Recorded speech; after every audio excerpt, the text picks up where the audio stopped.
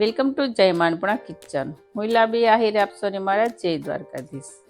તો આજે હું લઈને આવીશું એક નવી જ રેસીપી. તો નવી રેસીપીમાં આપણે શું બનાવીશું?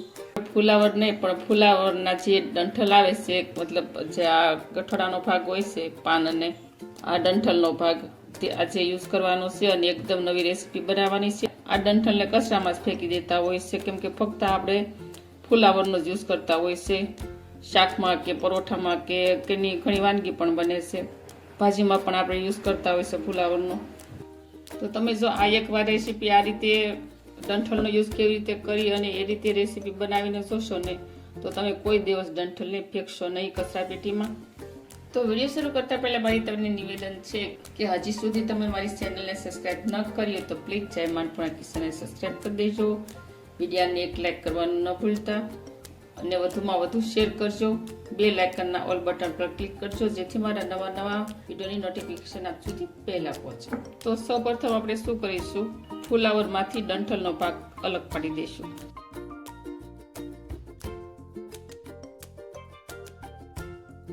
જો આ રીતે આપણે ડંઠલને અલગ પાડી દીધું છે ફુલાવરમાંથી. તો ફ્રેન્ડ, વધારે ને વધારે જો જ્યારે આવી રીતે ઠંડીની ઋતુ હોય તો બને એટલા શાકભાજી અને લીલોતરી આપણે વધારે જ ખાવા જોઈએ. તો અત્યારે આપણે જે રેસીપી બનાવવાની છે તે આ ડંઠલમાંથી બનાવવાની છે. આપણે ફુલાવરની જરૂર નહીં પડે એટલે આપણે ફુલાવરની સાઈડમાં મૂકી દઈશું. તો ફ્રેન્ડ, રેસીપીઓ તો તમે ઘણી બનાવીને અલગ અલગ ખાધી છે, પણ કોઈ દિવસ તમે આ રેસીપી કોઈ દિવસ ફુલાવરના ડંઠલની રેસીપી બનાવીને ખાધી છે? તો તમે મને કમેન્ટ કરી અને જરૂર કહેજો તમે કેવી રીતે આની રેસીપી બનાવી છે. જો આપણે તેના આ રીતે અલગ અલગ પાક છૂટા પાડી દેવાના છે. હવે આપણે તેને કટ લગાવી દઈશું.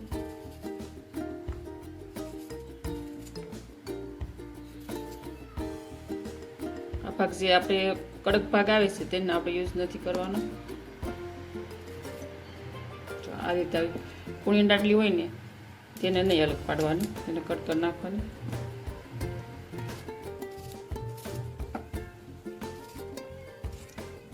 તો અહીંયા અમે ડંઠલના આ રીતના ટુકડા કરી નાખ્યા છે. હવે આપણે તેને વોશ કરી લઈશું 2 થી 3 પાણીથી.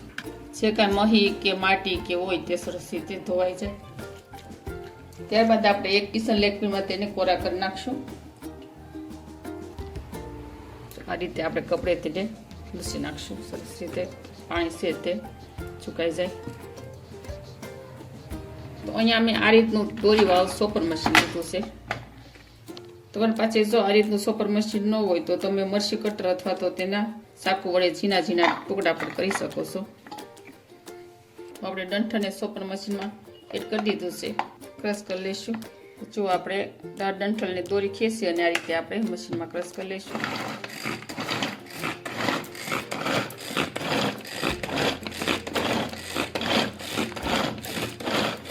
હવે આપણે જોઈ લઈશું ચોપર મશીનનું ઢાંકણ ખોલીને. જો આ રીતના સરસ મજાના નાના ટુકડા થઈ ગયા છે. આપણે આ રીતે તેને સોપ કરી લઈશું. ત્યારબાદ તેને એક બાઉલમાં એડ કરી દઈશું. તો અહીંયા મેં લીધું છે એક ઇંચનો આદુનો ટુકડો, તેના મેં 3 ટુકડા નાના કરી નાખ્યા છે. અને ત્યારબાદ છે 2 મરચાં આપણે થોડા તીખા લેવાના, અને મોળા હોય તો 3 લેવાના.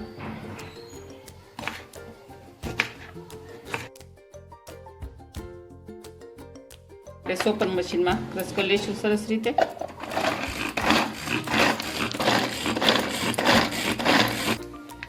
અહીંયા આપણા આદુ અને મરચાં પણ સરસ રીતે સોફ્ટ થઈ ગયા છે.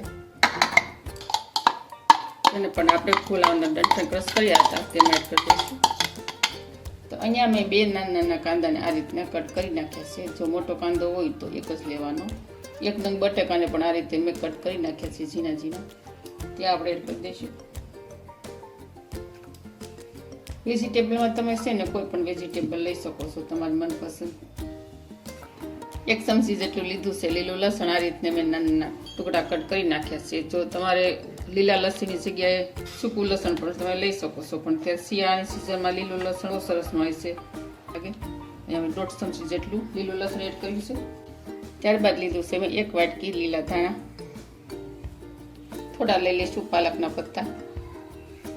ત્યારબાદ હવે આપણે લઈ લઈશું રૂટિંગ મસાલા. રૂટિંગ મસાલામાં અહીંયા મેં લીધી છે 5 ચમચી હળદર, 1 ચમચી જીરું, 1 ચમચી લઈ લઈશું લાલ મરચું પાવડર, 1 ચમચી લઈ લઈશું ધાણા જીરું પાવડર, સ્વાદ અનુસાર મીઠું એડ કરી દઈશું,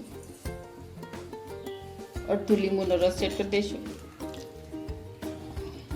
લીંબુની જગ્યાએ તમે દહીં પણ એડ કરી શકો છો 1 ચમચા જેટલું. હવે આપણે મસાલાને અને વેજીટેબલને મિક્સ કરી દઈશું.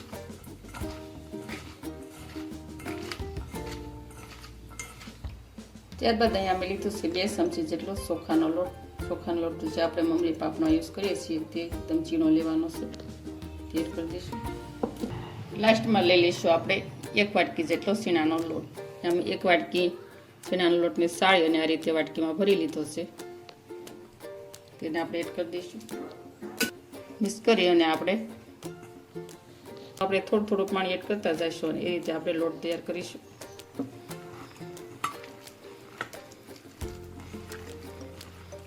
તો જો અહીંયા આપણે નાસ્તા માટેનો આ રીતનો લોટ થઈ ગયો છે તૈયાર.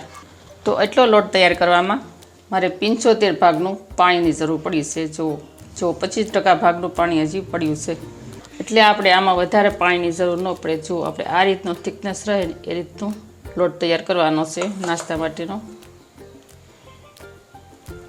તો હવે આપણે 1 ચમચી જેટલો ચાટ મસાલો એડ કરી અને 5 મિનિટ માટે આપણે તેને લોટને રેસ્ટ આપી દઈશું. તો જુઓ છે ને આપણે એકદમ નવો નાસ્તો બનાવવાની રીત. આ રીત તમને કેવી લાગી તે પણ મને કમેન્ટ કરી અને તમે જરૂર કહેજો.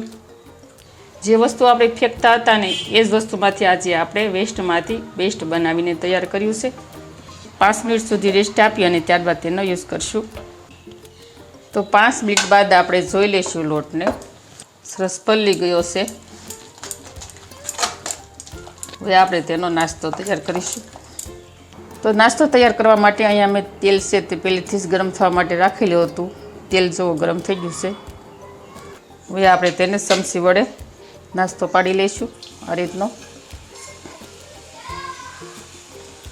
ગેસની ફ્લેમ આપણે પહેલાં ધીમી રાખવાની.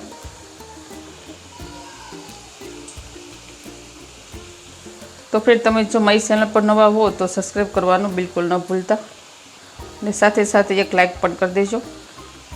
હવે આપણે ગોલ્ડન બ્રાઉન રંગના થાય ને ત્યાં સુધી આપણે તેને ફ્રાય કરી લઈશું.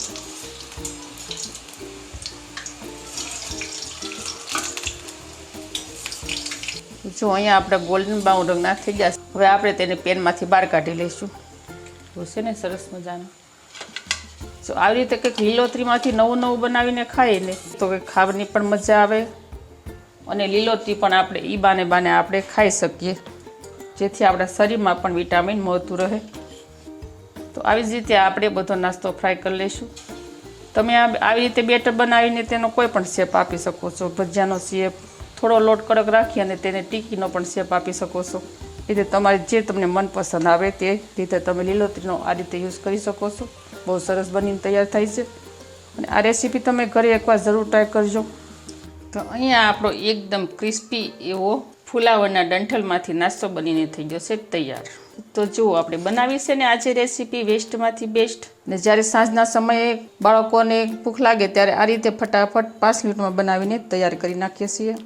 અને તમે લીલા મરચાં, ટમેટા કેચપ, ગ્રીન ચટણી, દહીં સાથે કંઈ પણની સાથે ખાઓ, બહુ મસ્ત ટેસ્ટી લાગશે. તો આવી જ નવી રેસીપીઓ શીખવા માટે જય માનપુરા કિચનને સબસ્ક્રાઈબ કરી દેજો. વિડીયોને એક લાઈક જરૂર કરજો અને ફ્રેન્ડ અને ફેમિલીમાં વધુને વધુ શેર કરજો. તો આવજો, ફરી મળીશું આવી નવી રેસીપીઓ સાથે. ત્યાં સુધી થેન્ક યુ. જય દ્વારકાધીશ, જય સિયારામ, ધન્યવાદ.